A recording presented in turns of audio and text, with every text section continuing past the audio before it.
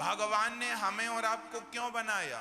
सच्ची बात तो यह है कि हम सब परमात्मा की साइकिल हैं, परमात्मा की गाड़ी है। जैसे हम अपनी गाड़ी पर बैठकर चलते हैं, यात्रा करते हैं, उसी प्रकार भगवान हम जैसे लोगों में बैठकर, हमारे भीतर ईश्वर है ना, हमारे भीतर बैठकर ही परमात्मा सब जग घूम रहा है, सब जग देख रहा है। ईश्वर, हम सभी ईश्वर के वाहन हैं, हम सभी ईश्वर के साधन हैं। हम सब में बैठकर ईश्वर चल रहे हैं। जैसे सड़क में गाड़ियां चल रही हैं, तो गाड़ी चल रही है तो उसके भीतर कोई बैठा है उसे चलाने वाला, उसी प्रकार हम सब चल रहे हैं, देख रहे हैं, सुन रहे हैं, तो हमारे भीतर ईश्वर ही बैठा है, हमारे भीतर ईश्वर ही बैठकर देखता है। भाई गाड़ी तो नहीं देखती ना, गाड़ी वाला देखता है। रिक्शा चलता नहीं है, रिक्शा वाला उसे चलाता है। गाड़ी चलती नहीं है, ड्राइवर उसे बैठकर चलाता है। उसी प्रकार हम चलते नहीं हैं, ईश्वर हमें चला रहे हैं। हम देखते नहीं हैं, हमारी दृष्टि से ईश्वर ही देख रहा है।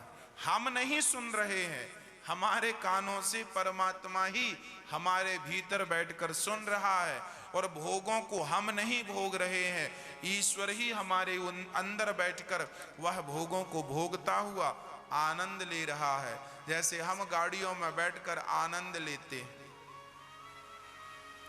उसी तरह ईश्वर की हम गाड़ी हैं, वो हमारे भीतर बैठकर यात्रा कर रहे हैं, चल रहे हैं, देख रहे हैं, है ना?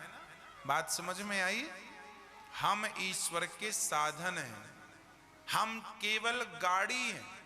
ईश्वर हमारे भीतर बैठा, वो उतर जाएगा तो ये गाड़ी कबाड़ हो जाएगी, लोग जला देंगे शमशान ले जाके। इस गाड़ी का कोई मूल्य थोड़ी है। साइकिल तो फिर भी 2000-5000 की आपको बाजार में मिल जाएगी, पर मरा हुआ शरीर कोई कहे भैया ले लो, अब तो आप कितने में खरीदोगे मरे हुए आदमी को? बताओ, ये फ्री में कोई नहीं खरीदेगा। कौन खरीदेगा? मतलब साइकिल की कीमत भी शरीर से ज्यादा है। कब तक? जब तक परमात्मा हमारे भीतर बैठा है तब तक हमारे शरीर की बहुत कीमत है, और वो परमात्मा निकला तो ये मरे हुए शरीर की कोई कीमत नहीं। इससे महंगी तो साइकिल मिल जाएगी।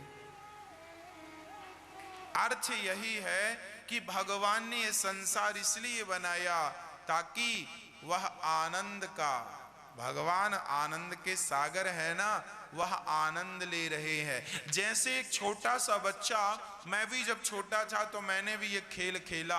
हमें कहीं रेत मिल जाती थी ना, रेत का ढेर मिल जाए तो हम रेत के ढेर में चले जाते, बैठ जाते और अपना पाँव आगे बढ़ाकर और पाँव अंदर करके वो पूरी रेत पाँव में ऐसी दबा दबा के धीरे धीरे पाँव निकालते, एक छोटा सा घर बन जाता। उस घर के साथ थोड़ा सा खेलते, और जब माँ बुलाती चलो आओ, तो हम अपने ही बनाए घर में लात मार के आगे बढ़ जाते थे।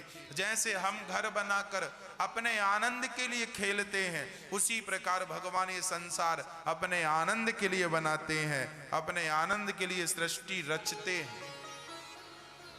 दूसरा कोई उपाय नहीं। उस परमात्मा को समझना है तो इस प्रकार से समझ लो, इस प्रकार से जान लो, दूसरा कोई साधन नहीं।